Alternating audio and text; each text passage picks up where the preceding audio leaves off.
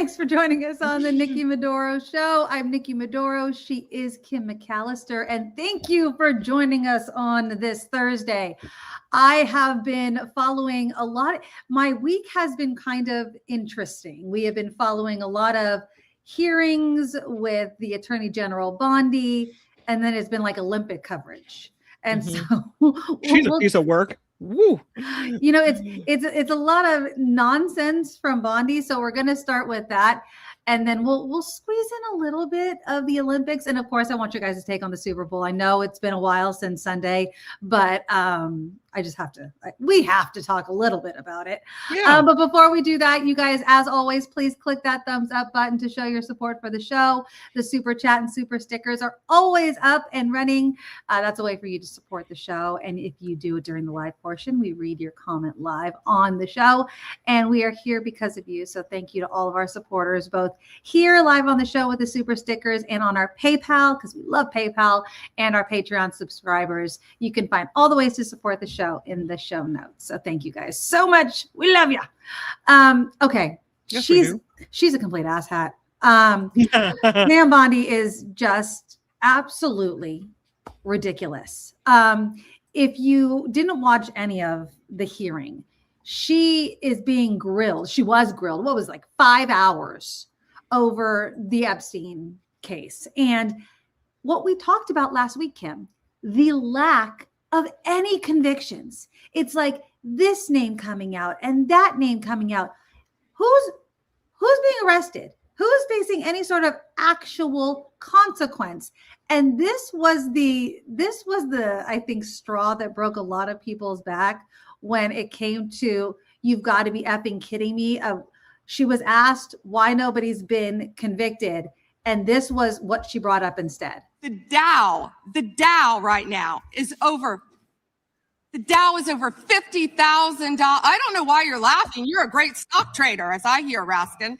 The Dow is over 50,000 right now. The S&P at almost 7,000. And the NASDAQ smashing records. Americans' 401ks and retirement savings are booming. That's what we should be talking about. We should be talking about making Americans safe. We should be talking about, what does a Dow have to do with anything? That's what they just asked. Are you kidding? Mr. Jordan, Mr. Jordan. Yeah, because the question was about the Epstein files and Trump in the Epstein files. And she turns around and talks about, that's not the question. And she's because she can't answer the question, because she cannot answer the question, because he's in the files, because there's nothing she can say. So pivot and divert. But she's so bad at pivoting and diverting. She trots out her little book of lies, then flips through the pages to see what insult she can hurl at people. Yeah. Anything to avoid answering the question or focusing on the task at hand. And I hope that Americans finally are seeing through it. I saw an article today, Nikki, that said that Democrats think that her dismal performance at that hearing will actually benefit them in the midterm elections. Well, and I hate making everything come down to the election, because the truth of the matter is there are Democrats just as much as there's Republicans and independents and rich, whatever, in those files. We know it, right? Mm-hmm. We know it. Let's stop here. Okay. The most important thing is that the people that abused these young girls that are now grown women face true consequence. Not that, that they're going to be shamed, that they're going to get their ass thrown in prison, because that's what you do to child molesters. Mm-hmm. At least that's what I thought.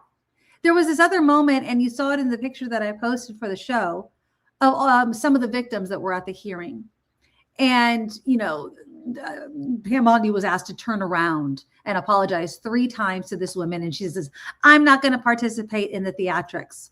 I think it was NBC that interviewed some of those women. I want to play a little bit of it about how they felt about Pam Bondi. She had 3 opportunities to address survivors. We stood up and all she had to do was turn around, and she could not even turn around and face us.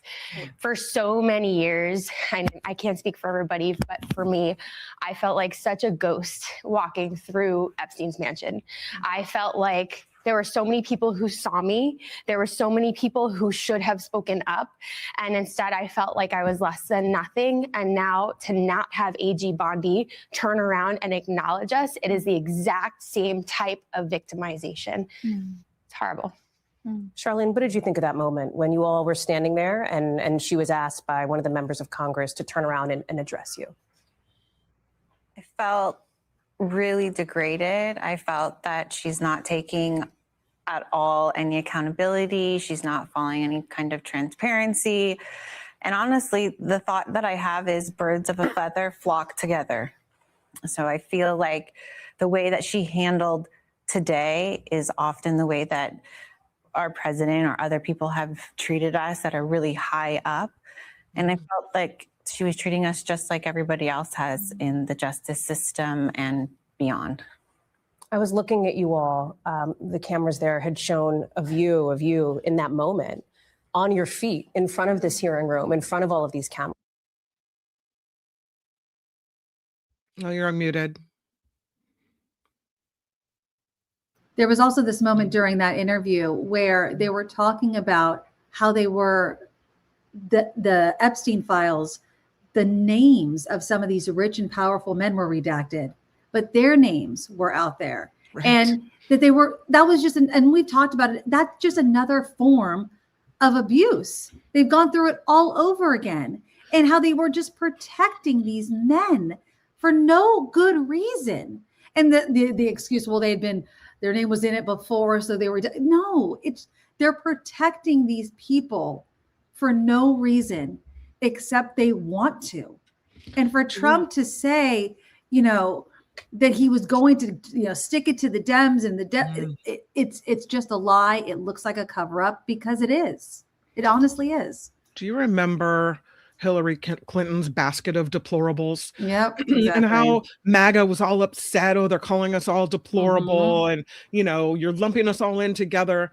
That word just rises to the surface when I look at Bondi and I look at what she's saying to these people with her horrible attitude. It is deplorable. Just think of the department that she heads, Department of Justice. Yeah. You're supposed to give justice to the people who've been hurt. You're not supposed to cover up for the people in power. And we all know, we're all smart enough to know that if Trump is mentioned 1 million times in the Epstein files and his name has been penciled out, blacked out, and we know that there are certain emails with his name on them. I mean, we know he was best friends with Epstein. Exactly. We all know. So just, I don't know. I guess she has to try to dance around. But she doesn't have to, though. That's the thing. She's not supposed to be she took the job, she knew what she was getting into. So she must have signed up to be this person, right? But she's so rotten at doing it that she doesn't even make it look smooth. Yeah, she's awful at it.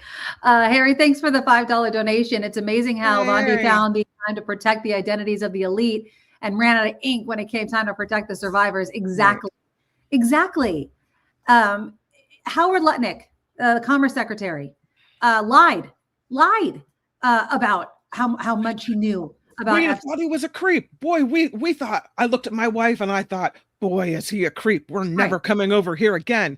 All of a sudden, next thing we know, they're on Epstein Island. Exactly. All of them. His wife, his kids. Here's a little bit of him being grilled about lying about that. But do you think that he's going to face any jail time? I doubt it. You believe that you misled the country and the Congress based on your earlier statements, suggesting that you cut off all contact when in fact you had not. When you visited the private island, did you see anything inappropriate during that visit? The only thing I saw with my wife and my children and the other couple and their children was staff who worked for Mr. Epstein on that island. Staff. And you realize that, this visit took place after he'd been convicted, right? I mean, you made a very big point of saying that you sensed that this was a bad person in 2005. And then, of course, in 2008, he was convicted of soliciting prostitution of a minor. And yet you went and had this trip and other interactions. Did you have a dinner in Epstein's New York City home in 2011? No. So the information that suggests that there was a dinner with Woody Allen and Woody Allen's spouse at the Epstein residence, that's there's nothing to that. Is that right? I actually don't know what you're referring to. There was, look, I looked through the millions of documents for my name, just like everybody else. And what I found was there was a document that says that I had a meeting with him on in May, I think, for an hour at 5 o'clock. Okay. Not dinner or otherwise, for an hour at 5 o'clock. All right. There's. Yeah, he's just. No, Nikki, I wasn't looking for my name in the Epstein files. Were you? No, everybody was looking for their name. Why would I look for my name? Why would I look for my name? Only guys that know they're in it are looking for their name, right? Exactly. Because you're scared. You're scared of how much. Yeah, he gives me the creeps too, Nancy. It's so disgusting. And these are people that have high positions in government. And yet, nothing, no consequence, absolutely none. I love this comment from Rev P. They're doxing the victims to keep them quiet. Yep. Yeah, exactly. Can we talk about that for a minute? What you just said, though, about no consequence, because there seems to be consequence in other countries. In the UK, of course, the Prime Minister's communications people, a couple of his top officials there have backed away, have resigned, and got to get away from this guy. Keir Starmer is in some trouble there, for I don't know what, for being involved in something, and they're distancing themselves in the royal family. The police have been called because now it gets even deeper with Andrew, formerly Prince, right? Apparently, he was giving the financial secrets and trade secrets of the UK over to people. This is so much deeper. It's horrible because we can empathize with these victims, but this goes way deeper than these victims. This is political. There's crimes, right? The police are being called in the UK. There's at least there's accountability, and people are starting to do some true digging in other countries, because in this country, the people that were part of it all are in power, and we're going to get nowhere. Exactly. I mean, I think that here in the United States, unfortunately, the reason why we're seeing consequences outside the country and not so much here, politics. You know what I mean? Like, it's, God forbid, people that are Republicans or MAGA supporters or whatever hold the people of their party to account. Like, that's honestly what I think is the problem. That's what I think Bondi's problem is. If she was a true attorney general, if Kash Patel was, really the head of the FBI, right? And not just a lackey for Donald Trump, there would be convictions, there would be arrests, but they're not doing their job. They're not doing their job. Yeah, exactly. Bondi is basically Trump's Ghislaine. That's a great comment. How do you pronounce her name? I say it wrong every single time. Because I think it's Ghislaine. Ghislaine, let's just say Ghislaine. Okay, Ghislaine. Yeah, it's just like Elaine with a G in front of it. Okay, Ghislaine. that's thank you. But everybody says it differently because it's just her name's as weird as she is. Hilo Karen says Lutnick obviously thought the files would never come out. It would be a total cover-up. The cover-up is happening right in front of our eyes. And for Bondi to say, this is the most transparent president, give me a freaking break. They're still behind on releasing more documents. They're still behind. And the fact that they're redacted, but then redacted the wrong names is ridiculous. The whole idea of lifestyles of the rich and famous is coming crashing down, Kevin says. Yes, exactly. Heather, but in the United States, it's only the victims that are facing the consequences. Shocking. Yes. Exactly. Yeah. Although I will give it up for Chappell Roan, the singer. Yes. She came out. She has severed ties with her talent agency, the Wasserman Talent Agency, after flirtatious emails between its billionaire CEO, Casey Wasserman, and Ghislaine Maxwell surfaced in the recent release of the Epstein files. This is what she wrote. Hold on. As of today, I'm no longer represented by Wasserman, the talent agency led by Casey Wasserman. I hold my teams to the highest standards, and I have a duty to protect them as well.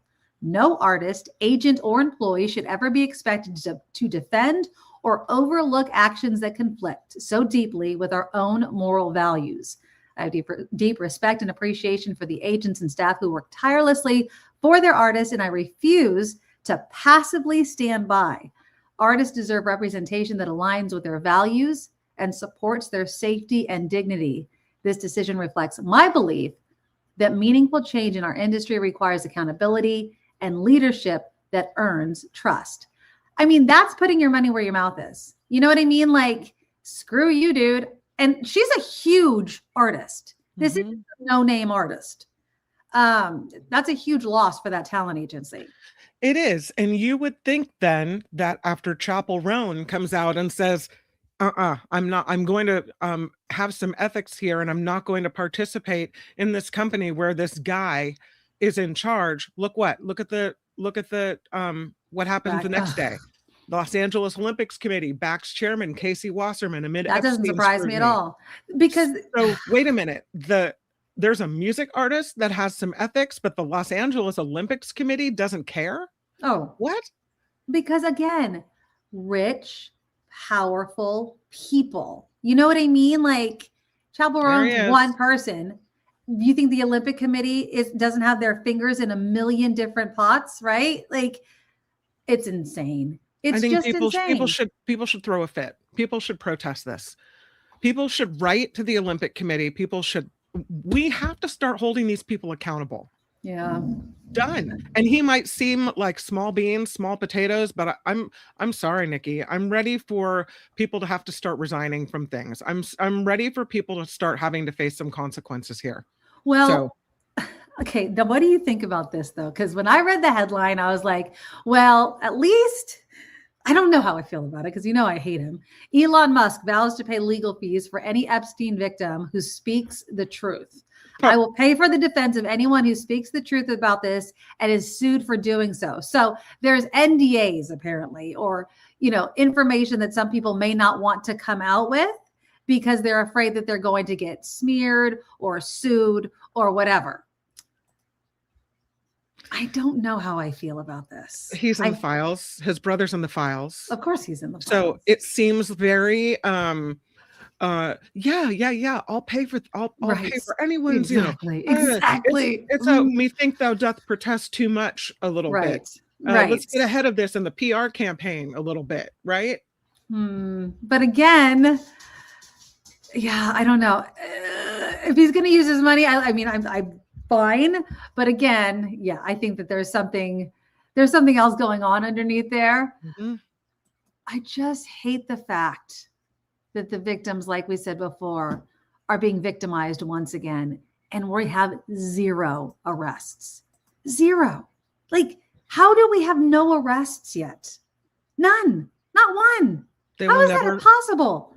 They will never show us this. What the sizzle? We are all crazy about the files. Wait for the film and the video, she says. That creep had all the latest equipment and that set up stuff to blackmail people. Come on, folks. Where's the VCR tapes? They'll never show us that. No, they'll never show us any of that. Even if they can blur out victims, you think they're going to show us Trump doing some creepy stuff? We'll never see it. No. If they're going to even black out his name, these videos have already been burned in some fireplace. They're gone. Yeah. Right. I would say that either they're burned or they're just going to be put in a vault somewhere. I don't, and again, it's one of those things where does it hurt the victims because they know that it's them in the video? Are we just kind of voyeurs in that sense? Can we not? The thing that pisses me off, and you'll see the meme constantly, is how many women need to say something for you to believe them, right? It's like, how many women need to say it? And yet not, it's just so sad. No holes in their story. Everybody, has been saying the same thing for years, and still they're not believed. Yeah. You know who shouldn't be believed? You know who was caught in a lie? We're talking about Howard Lutnick. Yeah. Let's roll back. Let's push the rewind button on Bondi. And remember when she said, oh, I wish I had the video to play for you. Oh, I had the Epstein files on my desk. Right on my desk. Up for review. And there's nothing in there, and there's nothing to see here. Move along, and we won't be releasing it because it's a nothing burger, right? Isn't that what she said? Or something of that nature. I have them I have them on my desk. There's nothing in there. Oh, really? There's nothing in there? How about the millions of pages of stuff? Nothing in there, our ass. And we know she was lying then, and she should be prosecuted for lying. I think she should lie by to who? People. By who? That's the problem. She's the top prosecutor in the country. Something has to happen. My head's gonna explode. Help me. It's like it's this circle. You know what I mean? Like, who prosecutes the prosecute? Like, who's gonna do anything? This is the most inept government ever, because it's a bunch of yes people to Donald Trump, and they won't do their jobs.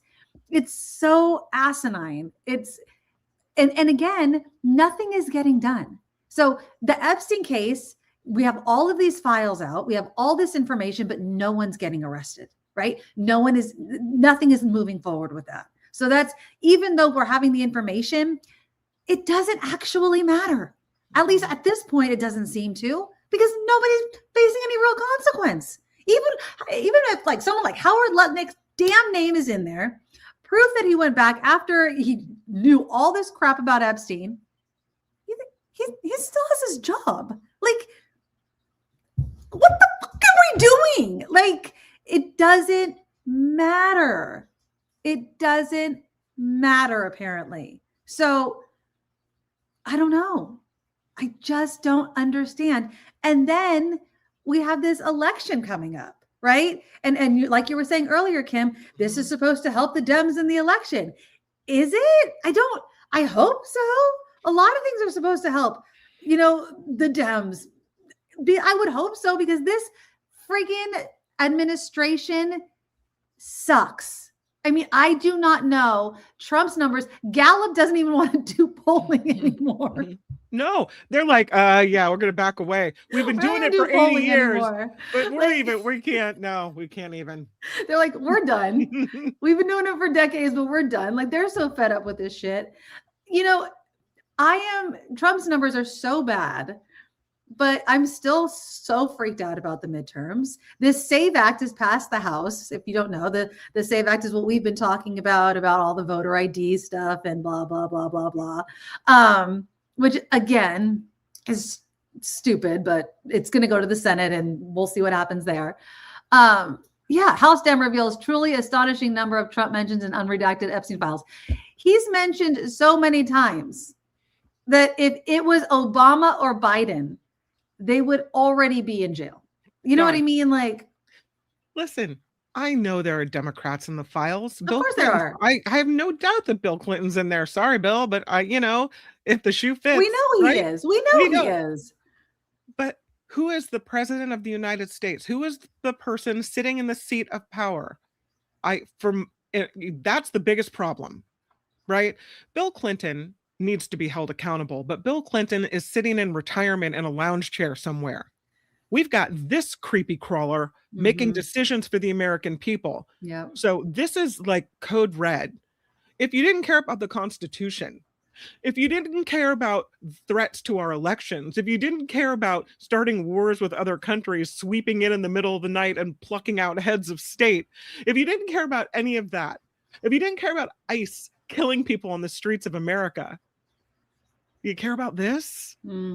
You care that this is the guy in power in the United States. So I don't want to hear about the Democrats and the Lutnicks and the thises and the that's. This guy is in power. Fix it. No, that's where the politics is going to stop everything.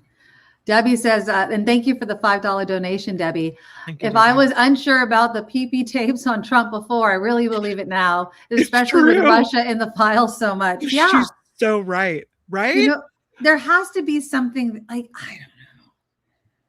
But it does. But again, and I hate to be this person that's saying the same thing over. It doesn't, I don't think it matters anymore. Like, I really thought that when we started getting names, like specific names, something would happen, you know, like at the very least, people would lose their jobs. But then we have our attorney general not even giving a shit and talking about the Dow. That was her response. Instead of talking about being asked, why are there no arrests? Why are there no convictions? She says, why are we talking about this? We should be talking about the Dow. You're the effing attorney general. Why are you talking about the Dow? Like, why are you talking about the Dow? 100%. During a hearing about Epstein? Why would you even bring that up? And the fact that she was looking at the people being like, oh, I'm surprised that you're laughing at that. Like, this is where we are as a society. I wanted to bitch slap her so freaking hard. 100%. Oh my God. So 2 things. Number 1, you know how presidents in their older years and their last terms and the waning days of their second term seem to care about legacy. You see Trump, he's such an egotistical. Well, he's putting his name on everything. It's like slapping he's his name on everything, trying to get his name on Penn Station, building monuments to himself and statues. And this is Don't worry, we're going to tear all that shit down. But okay, go ahead. That's my point. I hope, if this is all the accountability we get, that in the annals of history, he is shredded for everything that he is thought of in the years to come, not by just part of the population, but by all of the population who may eventually be able to read the truth and not have things crammed into their head by right-wing media. Mm-hmm. I hope that he goes down in history as a creep, as a pedophile, as all the true things that we all logically know he is, and that when his name is stripped from all the buildings, including the towers he owns, when his name is plucked out and only the screws remain and the letters are burned in the streets, I hope that people are joyful over it. And I hope his name is mud. And I hope his family is humiliated for generations. I hope so too. I really hope so on him. I know. Abracadabra. So. Hex on you. I do too. You know, but again, stranger things keep happening, you know. I just want him to go away. I want the Trump family to go away. I want the little tentacles of it to go away. I want this country to wake up. I saw this post on social media, I think it was today, and talking about history like you are. And they're saying, they're like, sorry people, but when you look back on history, and this was like a dark kind of comment, they're like, the second Civil War started on January 6th. They're like, and like, that's what they were talking about. Like, that's now, are we in a civil war right now? I mean, I would say politically, yes. I would say that, you know, are we, you know, not the redcoats and shooting each other in the streets, but you know what? They put the military against their citizens and people have died. So, you know, it's in a different way. This is a dark day and this is a dark time in history. And I would agree. January 6th was a huge turning point. And the fact that, again, that was the start of a lack of true consequence. You know what I mean? There was no true consequence. No, you saw that in the hearing with Bondi, where one of the Congress people played a video of some guy on January 6th saying he wanted to kill police, right? Go get him. Yeah. And they stopped the video and said, this guy works for you now in the Department of Justice. Yeah. And exactly. she looked at him and said, I believe he was pardoned for that. Exactly. Really? And now there's another guy that's been the January 6th that was pardoned. That's a child molester, and they're like, those are two different crimes, and that other crime has nothing to do with this crime. You want to know why all these January 6th people are being rearrested? They were bad people. Because they're bad people. They were criminals to start with. But when you talk about holding people accountable, I saw this from ABC News that Jeffrey's family and Epstein survivors are backing a new law called Virginia's Law. Mm-hmm. They're trying to remove the statute of limitations for sex abuse and sex trafficking cases. And if they're able to do that, the possibility exists that when these people are no longer in power, they could be held accountable to some extent, to some degree. So I like that. I like that. I mean, I do, because then if we get back into power, you know what I mean? Like, I just wish that we were seeing it now. I wish that we had people within the Justice Department. I wish we had a real Justice Department. How about that? I wish we had a real Justice Department. I wish we had a real head of the FBI. I really do. I wish I had faith in the FBI. It's totally incompetent. I have zero faith in Kash Patel. No. Zero. As evidence when the people were killed in Minnesota on the street, and the FBI says we're investigating, and they say the Minnesota State Police can't do it. Does anybody have any faith at all? No. It's called another cover-up. Yeah. The FBI is cover-up central. And I didn't used to think that. I used to have faith in these institutions until Trump came sweeping in, and all the things he ever accused anyone else of doing, he had plans really to do, right? Oh yeah, they always project. That's weaponizing the DOJ. We've seen it. Yeah. Well, and again, when we do have to watch the next election, like I mentioned a moment ago, the SAVE Act, that election bill, has passed the House. It's going to the Senate. They think it's going to be filibustered. Again, it hasn't passed. It's not law or anything like that. But this is where you would need a passport, some sort of identification to be able to vote. It's voter suppression, basic. That's all it is. It's voter suppression. And, Lisa Murkowski of Alaska, she's come out. She's a Republican. She's come out against it. I don't think it's necessarily a slam dunk that it's going to pass, but this is another thing that Republicans are trying to do to suppress the vote. And it's also very close to an election. I don't understand how these things can actually happen so very close to elections. I don't think you should be able to change anything in an election year, in any election year. But this is going to be scary, especially for women out there. Because again, you need to have things that match your ID. If you don't have your passport matching your last name or birth certificate or marriage certificate, or you have to pay for something, and you better have your real ID if you don't want to go through any of these hoops. It's just ridiculous. It's absolutely ridiculous. I have two really scary stories to share with you. I saw this in the chat recently on Mark's show, and I did a little research, and I don't know how I feel about this source raw story, but check this out. Observers alarmed as Trump's FBI calls horrifying meeting of state election officials. Why are they all wearing that hat? But okay. I know, silly hat, silly cowboy meeting. But listen, the FBI wants to meet with state election officials. Why? Why? What do they want? Yeah. Who do they want stationed at election and polling places? Here's what this article says. Political analysts are alarmed after a new report indicating Trump's FBI called a meeting of state officials, election officials from all 50 states, invited to a mysterious conference at the end of February where they're expected to discuss preparations for the cycle alongside the Justice Department, the Department of Homeland Security, the U.S. Postal Inspection Service, and the U.S. Election Assistance Commission. The strangest thing in the world it's being described as. What? Okay, so that's story number one. This gets me.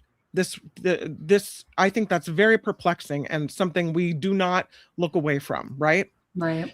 And then it's this story, which is so disappointing because we know they're trying to get information on voter rolls. We've seen it in multiple states, and multiple state election officials have said no, except for these boneheads in Nebraska. I saw that too. I know. They are now handing over dates of birth, partial social security numbers, names and addresses of voters in the state of Nebraska. Why? Why does the Trump administration need the voter rolls? Why do they want to see it? What's going on? And that's a question I want answered. Like, what are they going to do with it? The only thing I could think of is that they're trying to pull people off of the rolls that they think aren't allowed to vote. That's the only thing I could think of, right? This information does not belong in federal hands. No. I'm trusting my state election officials with this information, and that they've got our back, and that their purpose is to protect and preserve and defend our electoral process. And we do that in our states. We don't do it federally. And so this is another moment where the federal government is trying to stick its tentacles in, get this information, whether they want to kick people off voter rolls for their last name being Rodriguez or whatever, with an S versus a Z or something like that. Sure, yeah, exactly. Whether that's what they want to do, whether they're looking for all the Democrats to try to, kick us off the rolls and then make us reapply to get back in. But by the time you figure out you're not on the roll, it's it's election day and it's done. Yeah, that's scary. They're cheating. They're cheating. So between the election officials meeting with all the departments, the FBI, Homeland Security, the postal inspectors, and this, I don't know. I mean, what choice do we have? We've got to go. We've got to vote. We've got to. And we have to educate people to make sure, like, double check your voter. Yes. Make sure that you can vote. It's all education. It's all education, and that's it. That's all we can do. But and again, this is I'm going to go back to let's try to be positive. Remember, Trump really tried extremely hard to find the votes that he thought were there, and they weren't. You know what I mean? Like, now I know that we can think that they'll make up something, they'll change something. And I mean, that obviously we have no control if they're really going to cheat in that way. But if they're really just looking for something and it's just not there, because that election was the most dissected election ever. He lost. He just can't get over it. He can't. I think he still tosses and turns that he lost to Biden. He can't handle it. And it'll bug him till the day he dies. And he needs to win, even though it won't change anything. He's going to find those 11,780 votes in whatever state that was, in Georgia. Georgia, exactly. Yeah. He's going to find them. So stupid. He's so dumb. He's going to find them, even if he has to use law enforcement to break in and steal them. He's going to get them. Well, we'll see. All I'm going to say before we move topics is we have to do outreach. Remember, we're going to do some sort of postcards. We have to reach out to red states. We have to reach out together because we need, we're in our bubble here. Okay. We know what we're going to do, but we need to, like, places like Nebraska, you know what I mean? Like, make sure that you are registered. Are you sure that you're registered? As a Democrat, are you sure that you're registered? Right. Because that's what we are going to need to remind people about in time. Because remember, the whole postal service thing and postmarks and all that kind of crap is going to come into play as well. So, we'll definitely be doing that as it gets closer. Okay, let's switch topics. Let's talk a little bit about the Super Bowl. All right. Megyn Kelly lost her ever-living mind over the Bad Bunny. First off, what did you think? Well, I'm not a huge sports fan. Did you watch the halftime show? I went back and I saw. I haven't seen it in its entirety, but I've seen clips of it. And I had him on our show one time. Our friend Steven, who's a Hawaiian musician. Yes, and he was in the grass. He was a bush. He was a sugarcane. Okay, so here's a funny story. So I got an email, actually. So I don't know why, but I think it's because what we do. I still get press releases and like pitches all the time. Yeah. And so the Miami Talent Agency had sent me, and and it was in a news thing too, but I actually got one asking for local people to volunteer to be as part of the Bad Bunny or a Patriots fan. And I realized that's what they wanted people to do, because they were looking for tons of people. And I'm like, but you had to meet certain requirements and I didn't. You had to be like a certain height and you had to be able to, and I was like, I didn't. You were I too didn't short match to it. be a sugar cane? I was way too short. But I'm like, oh my God, I bet you that's why they wanted so many people, because they needed grass people. They needed the bushes. They needed the trees. So I saw his picture also online. I thought that was awesome. I did watch, obviously, the Super Bowl, which was the most boring game ever. But the halftime show I thought was great. I was texting with my mom, who, if you guys don't know, is Puerto Rican. My dad calls me in the morning, who's a total Trumper, by the way. And, we're talking about other things. And then at the end of the phone call, he goes, hey, do you know how to get that All-American Turning Point halftime show? I'm like, no, Dad. No, I'm going to be actually watching the real halftime show. I have absolutely no idea. But I was nice. I was like, I'm sure, Dad, you can find it. Google it. It'll be on YouTube. I was being nice. I was like, I'm sure it's somewhere on OAN or Newsmax. He's like, I don't have that. And I'm like, Google it, Dad. I'm sure you can find it somewhere. So I sent him on his way. But I was texting my mom because my daughter, there's Steven. I was a treat. He said, I can now reveal that I was Bush number 67. Exactly. Yeah. He looks so happy. So anyways, so I'm texting my mom because, by the way, my parents are born and raised in New York. And he had that whole thing of, all of the scenes had to do with Puerto Rico and then New York. Okay. And so Marley and my daughter are texting my mom, like, you better be watching this. My mom totally loved it. I thought it was great. A coworker of mine that I work with did not understand why it was in Spanish because she didn't I don't think she knew that Bad Bunny was even performing. She's like, I don't understand. Is the whole thing in Spanish? I was like, so I was explaining it to her. Now, I get it. If you don't speak Spanish, right?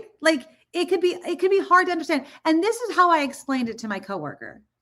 You're at a party in another country, right? I mean, even though Puerto Rico is part of America, if you go to Puerto Rico and you're at the bar or a club and you're dancing, are you complaining that the music is in Spanish, or are you dancing your ass off? You're dancing your ass off. You're dancing your ass off. And that's what it was. It was the best dance party I have seen as part of a halftime show ever. But Megyn Kelly was losing her. I have to play it because did you see it? Have you seen her rant to Piers Morgan? I haven't. I looked at the headline and shook my head and rolled on. Okay. I think this epitomizes, the reason why I want to play it is because I think it epitomizes the feeling of those people. I'm sorry, Piers, but to get up there and perform the whole show in Spanish is a middle finger to the rest of America. Who gives a damn that we have 40 million Spanish speakers in the United States? We have 310 million who don't speak a lick of Spanish. This is supposed to be a unifying event for the country, not for the Latinos. Not for one small group, but for the country. We don't need a Black national anthem. We don't need a Spanish-speaking, non-English performer, and we don't need an ICE or America hater featured as our primetime entertainment. Okay, what is the national language, officially, the national language of the United States of America? We don't have one. I mean, English. No. And there's for many years to make it an official. You don't have one. Documented thing. You don't have one. If you would have let me finish my comments, I would have pointed that out. But people have been pushing to make it official. Okay, right, so you're trying to make official. This attitude that you have right here is why you in Great Britain have lost your culture. You ceded your culture to a bunch of radical Muslims who came in and took over, and now it's gone. We're not allowing that here. Whether it's Hispanic, whether it's Muslim, it's not happening in the United States of America. That's why President Trump was elected. And whether it's Bad Bunny, who is American but refuses to speak English in his performances, or anybody else, we have to keep the Super Bowl, which is a quintessential American event. Football, that kind of football, is ours. They call it American football. And the halftime show and everything around it needs to stay quintessentially American. Not Spanish, not Muslim, not anything other than good old-fashioned American apple pie. There should be a meatloaf, fried chicken, and an English-speaking performer. That's what the Super Bowl should be. She is losing her mind. Someone, quick, grab Megyn Kelly and take her to the Statue of Liberty. Have her read that we're a melting pot and that we have a lamp up by the golden door. Like, please tell her. That's America. Melting pot is America. Oh, tell her that my good friend comes from a family where her mom is from Puerto Rico. You know, tell her that her husband, his family is from somewhere else. Another man I work with, his family is from Italy. Yes. You know, Ellis Island, other countries. Like the Mayflower, like different places. I don't understand. I don't understand. She's just like losing her mind. You know what else though? We have a former coworker who I just thought was so lovely, and she reposts this thing about the halftime show. Okay. And this guy's name is Raymond Garcia, who wrote this, which, I mean, sorry, I don't want to, make assumptions, but okay. Make assumptions about the name, but yeah. He writes, you probably already saw where I showed disgusting Bad Bunny's performance with his tribute to illegal immigration, open borders, and sex drug trafficking. What the hell is that? Seriously? How do you watch? I mean, the rest of it is crap too, but how do you watch that halftime show and think that it's a tribute to, I mean, didn't you feel like unified? It was a tribute to America, all of it. Not just the United States of America, but all of the countries. Americas. Yes. Exactly. It was a story. It was a total story that he was telling. Now, I don't think everybody got the story. Like, I mean, I think people got the meaning if you paid attention. But if you're Puerto Rican, you really got the message, right? Like you understood everything that he was saying. But the things that were in English, right? Like the only thing that drives out hate is love, or whatever that was on the Jumbotron. Like, it was the most positive message that he could give. And he even started out like, follow your dreams and also like, I don't know how you could have hated it. I don't know how you could have hated it. Even if you translated the whole entire thing, you know what I mean? Like, I don't know. It was so stupid. Jennifer gets it right. Bad Bunny pisses them off, but child abuse? Whatever. But yeah, I thought Megyn Kelly was hilarious. And then the Turning Point USA thing was just so stupid. Kid Rock is so not entertaining, but whatever. It's a choice. You want to watch it. But to act like that was something that you would rather go to, please. Give me a break. Karen says, you think she's racist? You think? Remember, she was like, Santa Claus is white. And it's like, Santa Claus doesn't exist, Chickie. She needs some Xanax, like really. Pronto, exactly. But yeah, she was just losing her mind. I thought it was great. I loved the Super Bowl. I love Bad Bunny even more because you heard that he's a Niner fan. Like, I heard that. I thought, oh my God. Now so he's Nikki's number one. Yes. So he was wearing that white outfit. He had like, I think 64 or whatever on the number was dedicated to his uncle. That was the year he was born. And his uncle was a Niner fan, but he passed away before Bad Bunny could take him to the Super Bowl. And so he's a Niner fan. And so he's just waiting for the Niners to win another Super Bowl. And so now Bad Bunny is like, oh, one of my faves. So yes, I'm very, very happy about that. They're selling that jersey on a website called Mitchell and Ness. Oh, and it says 28 San Francisco Bay Area. Here, I have a picture of it. But yeah, as you mentioned, he had this designed to wear at the Super Bowl. And there it is. It's very like, it's hard to see because it's light on light. Nice. Super Tazón. San Francisco Bay Area 28-2026. Here's what it says on the back side. Okay. Bad Bunny LX Super Bowl. So you can buy it now. It's not cheap. I bet not. No, it is $250. But it's the same company that made it for him. And so now you can get it. Yeah. Yeah. And then next year, by the way, the Super Bowl is going to be the day before President's Day. So everyone's going to get their wish, and most people will have the day after the Super Bowl off. And it's on Valentine's Day. So the Super Bowl is on Valentine's Day, which I don't know if that's going to make a lot of people happy, but No. Valentine's Day is coming up in 2 days. So do you do anything fun for Valentine's Day? Is that a day that you like to celebrate? Sometimes we go out to dinner, and sometimes we just kind of keep it low key. My husband will usually bring me flowers. And this year we're trying to change the way we eat. So we ordered these chocolates for each other that are that have no sugar in them. Okay. So they have like the artificial sugar or whatever. Yeah, it's made with allulose actually. And it's this company called what's it called? Goals, Goalz, Goals. Oh, okay. Yeah, so that's what but I did eat the Sweet 106 cake, so there's that. But no, I don't know if we're going to do much. We're taking a little trip next week for Jacob's birthday, which falls on President's Day. There you go. And we're going to Monterey. Mm-hmm. Disneyland. Yes. Yeah. Don't say it. You can say it because I can't say it. Okay, so they're going to Disneyland. They're going to trick Jacob that they're going to Monterey, but they're really going to Disney. Remember Monterey? We had a bad scene there with the ocean last time. Nobody really wants to go again. No one wants a repeat of that. No, we're gonna go. Yeah, so we're gonna do that. Yeah, I'm so excited for you. I can't wait to hear about that. Speaking of, did you know that tomorrow? What yesterday? Mm-hmm. No, Tuesday, 2 days ago. The Tuesday before Valentine's Day is called Red Tuesday. Is that for heart health? No. It is the most likely day to get dumped. Oh yeah. Okay, this is good.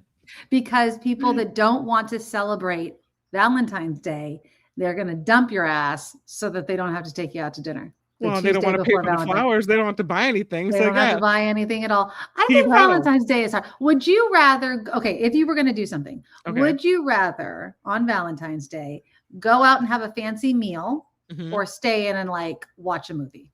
I'm kind of a stay-in kind of girl. Me too. I don't think James and I have gone out, my husband and I have gone out for like on Valentine's Day for dinner.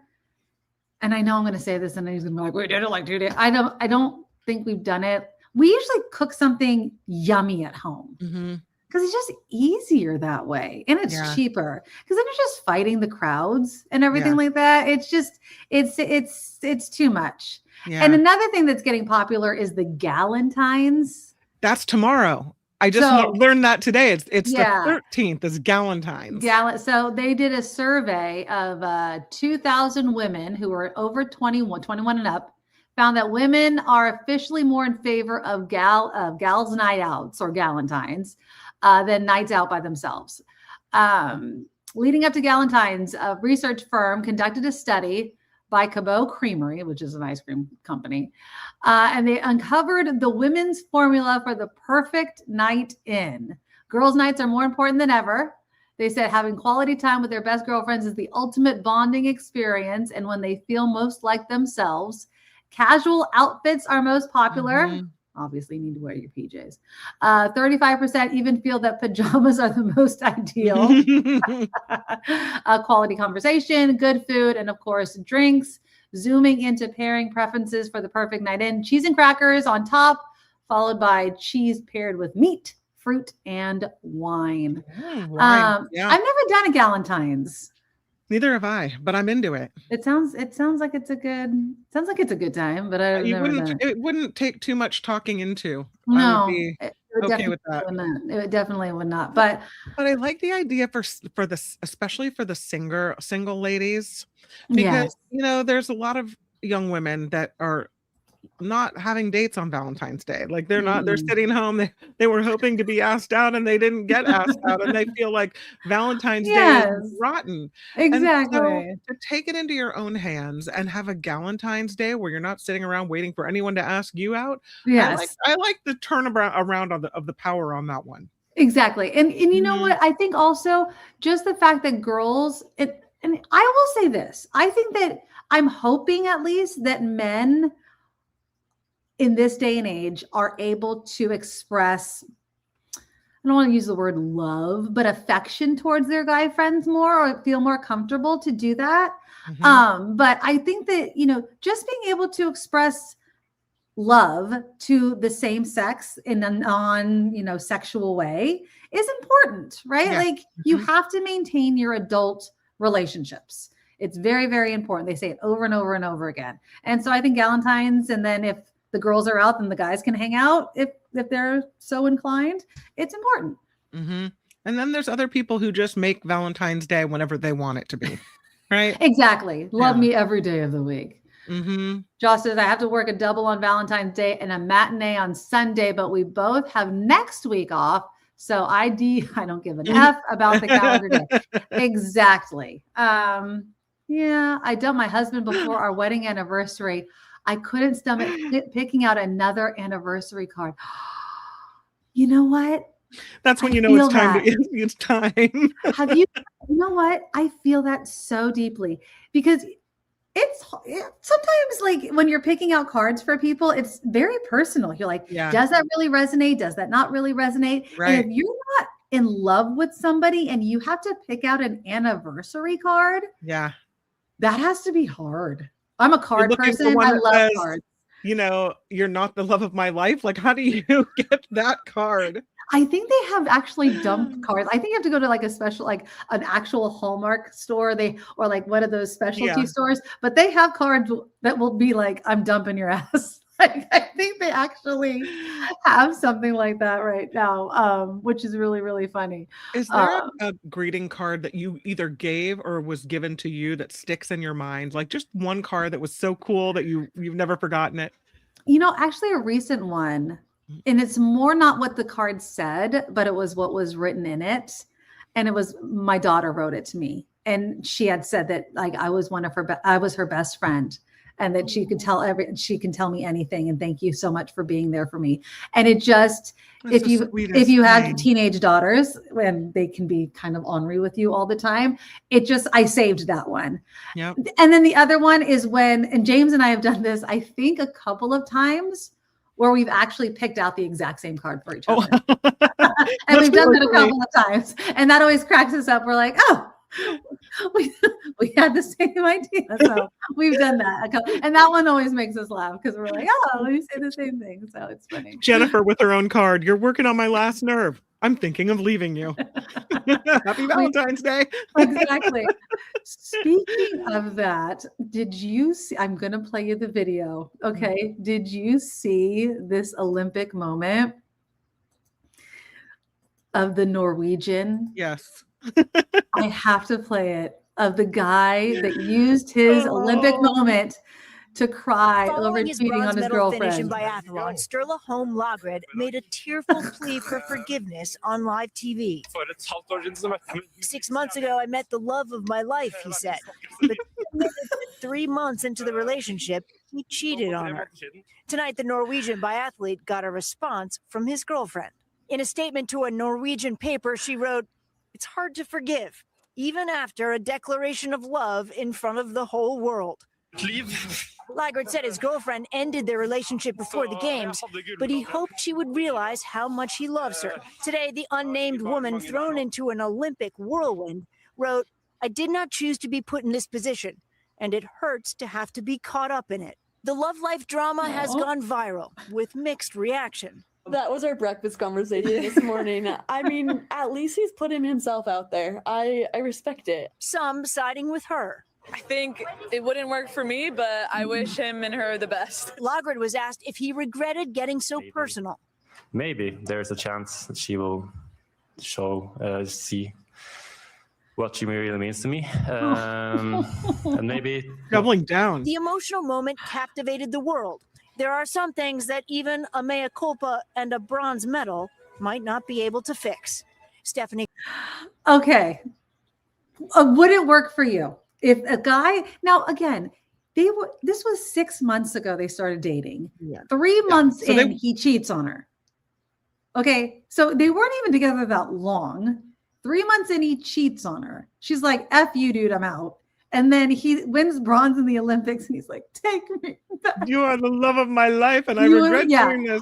Would it work on you? Okay. First of all, at 3 months in, you're basically just getting to know each other. Like, have you really made the commitment to be together? Like, it depends on who. 3 months is like the honeymoon phase. Like, you're boning down. You know what I mean? Like, you should definitely be in love with me. Like, yeah, I don't know. I mean, I'm thinking the answer is no. I'm thinking it's a red flag right at the beginning, and I'm out. Yeah. But I mean, I don't know him. I don't know the situation really. I don't know. Although I did see her say, I really don't appreciate him dragging our dirty laundry in front of the whole world. And that is not something that is going to make me want to get back together with you. Well, I mean, I feel like the fact that he was the real athletes of Milan. Exactly. Okay, so this is my way of thinking about it. Okay, so 6 months ago, we start dating. 3 months in. Okay, so 3 months in, he is probably like on Olympic focus. People are loving on him. He's getting excited. He's probably thinking he's the shit. You know what I mean? So, but you're also still committing to each other, right? Right. Like but 3 months of dating, like you're, you could be dating other people. You could still be getting used to the idea that you're no longer single. I'm not trying to make excuses for the fella. Right. But I mean, I would say that perhaps it was cut and dried and this was a royal cheating. I don't know. Right. And like, were they exclusive like 6 months ago? Like, were they dating before and 6 months ago they made it exclusive? We don't know all these things. So let's just assume they made it exclusive 6 months ago. So then 3 months in, you're 3 months from the Olympics. So maybe you're either distracted or people are like loving on you and you're like, I could do no wrong. So your ego's really high. And so then you cheat on her. And then you win, and then you're like, oh my God, then you're coming back down to earth and you're like, I really messed up. Yeah. Do I love the declaration? I love the declaration. You do? Oh, I am a sucker for public displays of like. It was a big, what do they call it? A grand gesture. Yes. Yeah. But you ruined the love story. And that I don't know if I can forgive. Quesadilla says he's made himself undateable now. Like now what lady wants to date him? Cheater, pumpkin eater, stay away. Yeah, I don't know. See, I am a sucker for good love, but they're not married. They're just dating. So she could forgive him. If they were married, screw you and the horse you rode in on. You know what I mean? But they're just dating. So she could probably be like, okay, she could forgive him and be like, that could do it for me. But if you ever do it again, I'm not going to trust you. I would make him still work for it. You know what I mean? Like you're going to have to do a lot more than just, but it was a lot. Now the world knows he's not trustworthy. Although I'll say this, Gordon and folks, I will say this. Many people in the world, I don't know what the figure is about how many people are cheaters, right? But I know that the large number of the population is not faithful to their significant other. Married or dating? I don't know. I don't know the answer, but I think that there's enough cheaters out there that I don't think he'll be alone, right? Because there's a lot of cheating ladies out there that will forgive. Not forgiving, but other people. That they've cheated so they understand what cheating is like. Okay. They're cheaters too. Like they've been there, they've done that, they've made their mistakes, and that's okay for them. Right? I don't like that idea though. Have you ever cheated in your life? Not on obviously your husband, but like when you dated in your dating years. No. I was not a cheater. Here's why. Because my dad did to my mom, and they got divorced. And so as the child of divorce, having to have gone through that, it was like there's a moment, there's something that will say to you in your soul, never do that. Look what happens when you do that. I would never ever in a million years do that because I know the pain it can cause. So for me, it's a hard no. It's a hard pass. So yeah. I don't know. Like, and definitely like when you're married, it's one of those things. And I've had this conversation with my friends before. It's one of those things, especially when you're married, when someone looks at you and they're like, you're the love of my life. If you cheated on me, that is not true anymore. Even if I forgave you, you know what I mean? Like, but there was that time. You always That's what cheating does. You know what I mean? It ruins the story. And I'm a sucker for a love story. The trust. I have a friend, a very good friend, who was dating this guy, and they were so cute together, adored each other.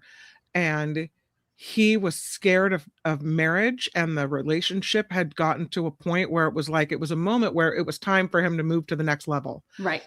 And he didn't know how to say it, and that he was scared, and he cheated. Oh. And they broke up for, I want to say 2 years. Okay. And then ended up making their way back together. They're now married. They have a beautiful child. So they put it back together. Okay. And managed to, fix the trust and figure out why it happened and whatever else. It's not that it's impossible, but Right. I think that's very rare that you can get past the cheating and forgive. But maybe people do it, all the time. So, in this time of year, it's Valentine's Day. Love is in the air. I don't know. Some groups saying on the love is life after 6 months. Yikes, more. Oh, that's a good question. How soon is too soon to say I love you? Do you think that 6 months is too soon to say I love you? Really? Oh, I don't think 6 months is too soon. I don't think 6 months is too soon to say I love you. But I don't know if he did that. Although my daughter kicked her first boyfriend to the curb because he said it. He said it after what, 2 months? She's like, oh no. She's amazing. What do you want? I'm out. It's too much. You don't even know me. I'm gone.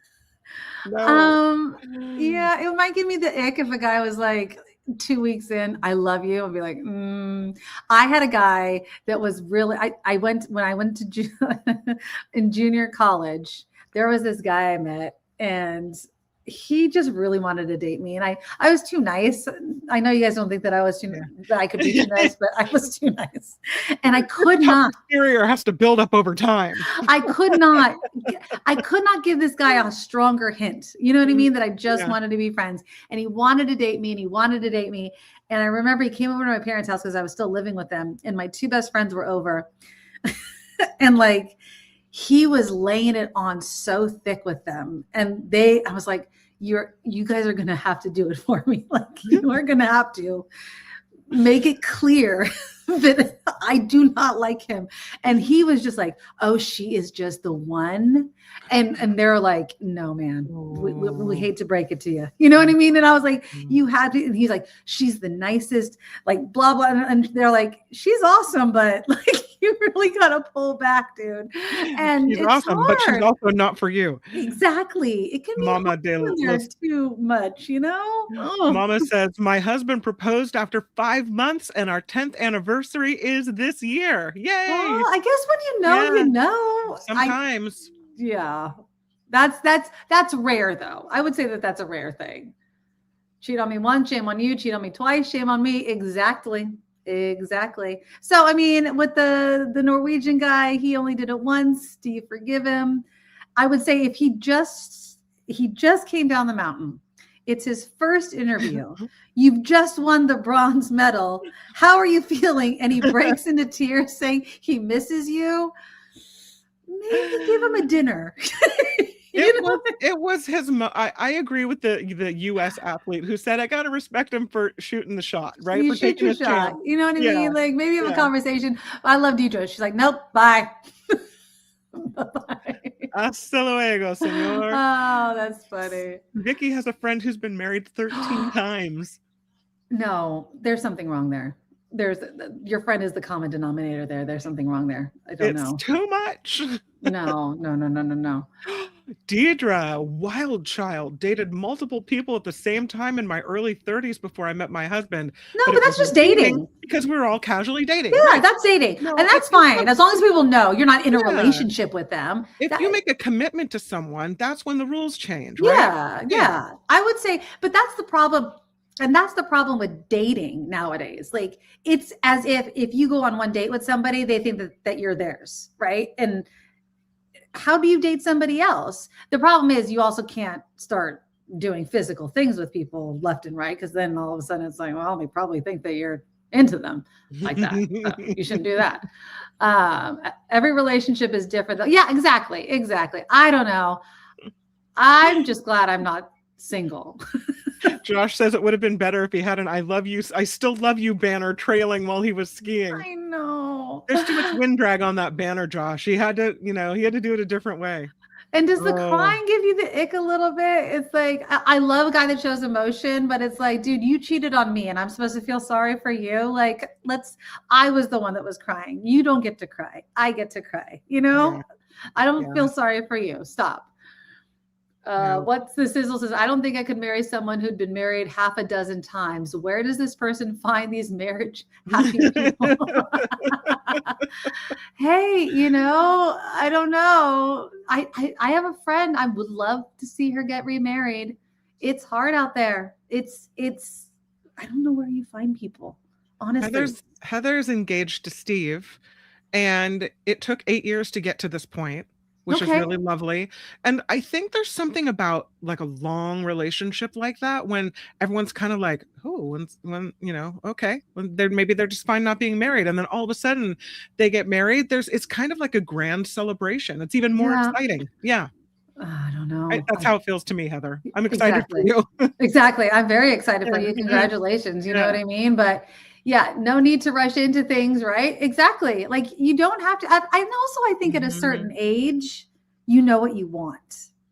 I think when you're in your 20s, and you see all of your friends getting married, and I've had friends that do this. All your friends are getting married, so you just look at the person right next to you, and you're like, "Well, I guess I could do life with you." Yeah. Like, don't do that. Like, do you want to do life with this person? Make sure, because that is a very, very big deal. I know. Who can afford 13 divorces? I have absolutely no idea. I know. I cannot imagine being single at this point in my life. I turned 60 this year and cannot fathom dating again. No, if God forbid, I mean, I would never get divorced, but if God forbid something happened to my husband, I don't know. I think I'd be doing Galentines every day of the week. Like, same. Once is enough for me. I do. I don't want to say that I wouldn't date, you know, because a woman's got needs, but I don't know. I don't know if I would ever get married again. I don't know. I mean, different people get married for different reasons. For me, the reason to get married was because I wanted I loved him, but also love him, but I wanted a family, right? Like that very romantic, Kim. That's a really romantic. I'm like, I don't care about you. I just wanted your DNA. I wanted to procreate. But if you've already done that, and then you get to another point in your life where you don't. I don't need to do that anymore.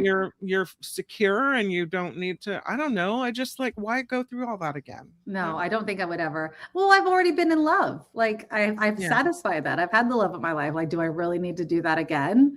Well, but then again, like, what if you find another love that is just as great, and you want to go on, and you want to have another chapter that is just as beautiful. So I can see it both ways. Okay. And I don't mean to be like, put a big Debbie Downer on it. Okay. But what if you were James Van Der Beek's wife? Oh, James Van Der Beek, the actor, 48 years old. If you don't know him, he played Dawson's Creek, just passed away from colorectal cancer, 6 kids, and his wife is gorgeous. I would imagine she probably, not now, but eventually will probably get remarried. I would hope. She has a whole life ahead of her. Yeah. She's my age. She's a year older than me. You know what I mean? Like, and I'm saying this now, like I'd never get remarried, but my God, like that's insane. And I feel so bad that he died. That was just so awful. He was so young. There he is. So young. Dawson's Creek, Varsity Blues. Yeah. Mm-hmm. And he fought the battle, totally fought and the sad thing is he really was a big proponent of, testing early because he ignored a lot of early signs. He ignored a lot and he said it himself that he was just ignoring a lot of things. So get your colonoscopies, guys, even earlier. If you have any sort of symptoms, but well, it's another indicator that people are getting diagnosed with these things earlier and earlier. That didn't used to be the case. Yeah, exactly. I mean, because look at 48 years old and he got diagnosed like several years ago. But yeah, just so sad. But again, going back to what I'm saying, like God forbid something happens to your spouse at a young age. Yeah. Oh yeah, and Catherine O'Hara also had the same thing, but she was older, still too young to pass away, but she also had colorectal cancer. Interesting, right? I mean, that's crazy. I loved Catherine O'Hara. I was so sad when I heard that she passed away as well. What an amazing show. Did you watch Schitt's Creek? Yeah, I did. I don't think I've seen the whole thing, but yeah. Oh, I've watched that season over and over and over. Look at that family. That is a gorgeous, that's James Van Der Beek's family. That is a gorgeous family. And that's those before, are all I think his kids. We're missing one. There's one that was born after this, I think. No, he has 6 kids. Those are all of them. Oh, those are just the kids? Where's the wife? That not there. Okay. Those are the kids. Those are all his kids. Wait a minute. There's no wife in there. There's no wife in there. Yeah, those are all of his kids. Look at those kids. Here's the wife. There's the wife. Yeah. Can you imagine? Oh, and look, she's gorge. You don't think she's going to want to date and find somebody else? But God. Now, again, not trying to, he just passed away. She's not going to jump in with somebody else. But can you imagine raising 6? So they're doing, and then this is America. James Van Der Beek, actor, but they had to spend so much money because healthcare sucks in this country that they had to do a GoFundMe. I mean, I think they've raised over $1 million or something to help raise these children. I think they even moved to a different state because it was cheaper. But like, geez, that's the state of America, right? Like, you could be a very successful actor because he's getting residuals for Dawson's Creek forever. I was really surprised with all the shows that he's been in that they needed so much help. Well, they were really apparently, 6 kids ain't cheap on their own. And then with all those medical bills and everything else. So I know. And I actually started watching Dawson's Creek again. I don't think I watched it all the way through to the end, but I definitely watched the first several seasons of it. I loved Dawson's Creek too. There's so many people that came out of that show. It just really, really sad. Go check your butthole. Somebody said, go check it all. Take care of your health, especially because you live in America. And believe me, it's better to have preventative because it's expensive on the other side. But yeah, 6 kids. That was 6 kids. I can't even imagine. 2 is all I can afford.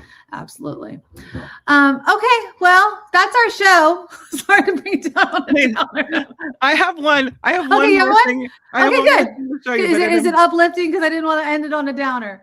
No. Oh, damn it. Okay. You could find some type of humor in this. Okay, good. You could say this is somewhat hilarious. You remember a couple of days ago, and I'm not looking at you because I'm trying to bring the video up, but you remember a couple of days ago when Trump through an assistant or some type of intern or staffer posted this ridiculous picture about the Obama of the thing? Obama. He did not. He did it. Well, he was asked today whether that staffer had been fired. Of course, it was voter fraud. Fire himself. Then fairly long. Have you fired or disciplined that staffer who posted the video from your account that included the Obamas? No, I haven't. That was a video on, as you know, voter fraud. Then fairly long video, and they had a little piece and had to do with the Lion King. It's been very well. It's been shown all over the place long before that was posted. But that was a very strong. And I'm sure you saw it, a very strong piece on voter fraud. And the piece that you're talking about was all over the place many times, I believe for years. That's not the answer. Mr. President, were you aware that Secretary of Commerce visited?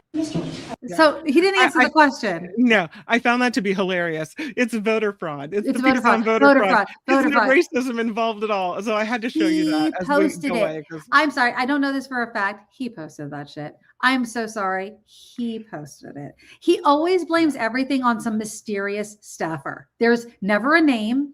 There's never a person. There's never a consequence. It's always, and he's done this for years. Whenever there's been some offensive thing that universally people on both sides of the aisle are against, he's like, oh, some staffer did it. You know what I mean? It's like, no, there's no staffer. It's you, dumbass.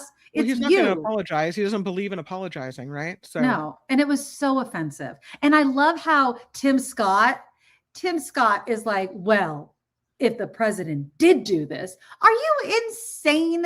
I mean, he said, I hope it's fake. It's not. And he didn't even apologize. He stood up there and said, well, it was about voter fraud. history will remember these weak people. And I will shame them all. They suck ass. But anyways, yeah. Nikki says, Gordon, you are sweet like sugar cane. As I'm like talking. Not my mouth, though, apparently. Not my mouth. Oh, yes. Nice.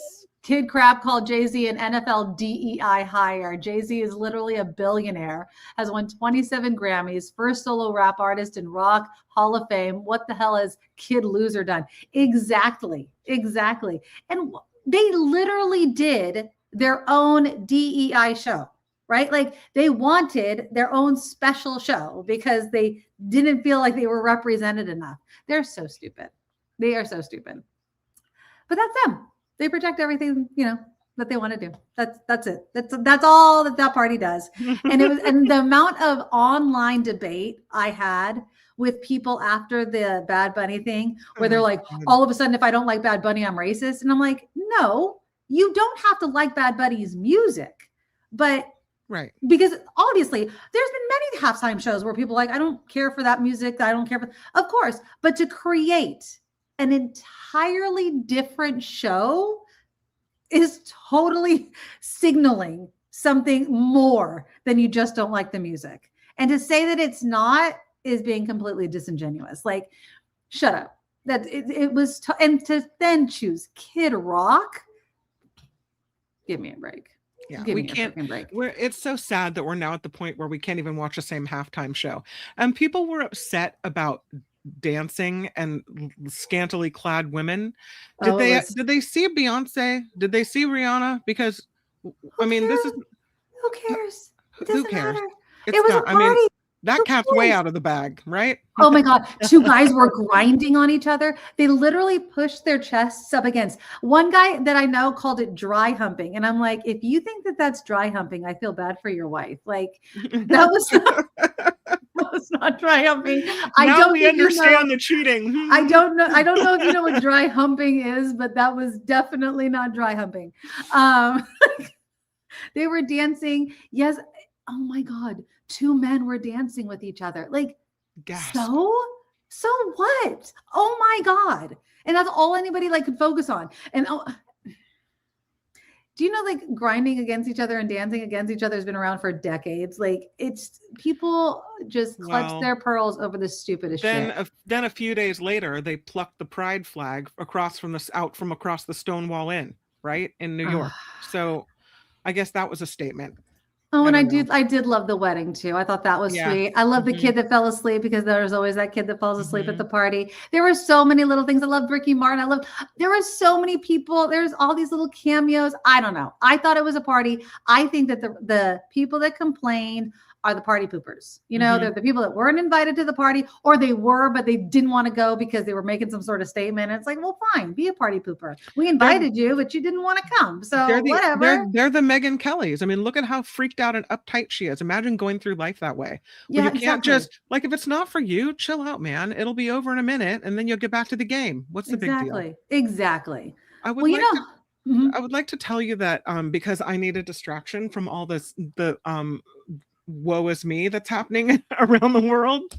Survivor 50 I know, I'm so excited. Coming out, and it premieres on Wednesday, February 25th. I'm so excited about this. Yeah. That's James and my show that we watch all the time together. Very excited.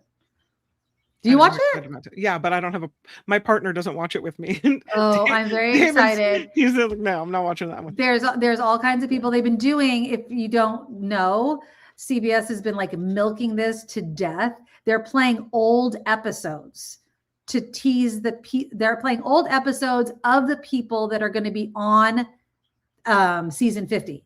Like some iconic ones that they either did a double cross or whatever to kind of get you excited about the people that are going to be on the show. I don't particularly care for it because I'm like, just put the damn season on, but it's fun. Isn't it like recycling the old cast members that were in other shows? It's all the old cast members, but they're showing old episodes of those cast members so you remember why you liked them. Sure. It's just Phil. Yeah. It's just basically Phil. But like Suri and I forget Mike White, I think is him. He's the one in the middle is the one that makes White Lotus. Okay. Yeah, he's the one behind White Lotus. I forget the guy on the right's name. I know Ozzy. Oh, that's Ozzy. Yeah. Yeah, it's a good ass time. It's a very good show. I love it. And I can't wait for it to come back. So what? 2 weeks? 2 weeks? The 25th. Yeah. Oh, thank you. Oh, wow. Dinner. Well, there we go. Dinner has arrived. Dinner has arrived. Yay. Well, then that means that's our show. This is a show that you can take with you anywhere as well. I mean, we're not entirely kid friendly, but I'd like to say that we are. That's right. Okay, you guys, let's do some thank yous before we go. Big thank you to Louise for the $5 donation. Thank you so much. And Debbie also coming through with the $5 donation. Bringing up that PP tape is always so much fun. Louise with another $5 donation and Harry with a $5 donation. Thank you guys so much. And as always, you can always donate to our show, whether we are live or recorded. And of course, other ways to support the show are on our PayPal and our Patreon, and all of the links are down below. We love PayPal because they don't take any sort of cut, but we also love our Patreon subscribers as well. Thank you guys so much, because we are here because you guys show up every single week. Yep. Okay, we will be back next week. We will be back. And so, yeah, let us know what you want on the show. We can always be reached at thenikkimadoroshow@gmail.com. Take care of each other, and we love you. Bye-bye. Nikki, you're all so awesome. You're proud, like a beautiful blossom. You're also the best. I really can't rest. You're all so awesome. Wow. Okay.